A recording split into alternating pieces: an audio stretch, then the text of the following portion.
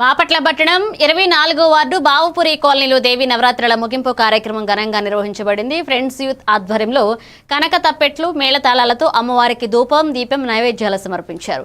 అమ్మవారికి ప్రత్యేక అభిషేకాలు చేసిన అనంతరం నిమజ్జన కార్యక్రమాన్ని తరలించారు. ఈ ఉత్సవంలో కమిటీ సభ్యులు మర్రి శ్రీను, సుబ్బారావు స్వామి అలాగే పలువురు భక్తులు పాల్గొని భక్తిభరితంగా ఉత్సాహాన్ని ఆనందించారు.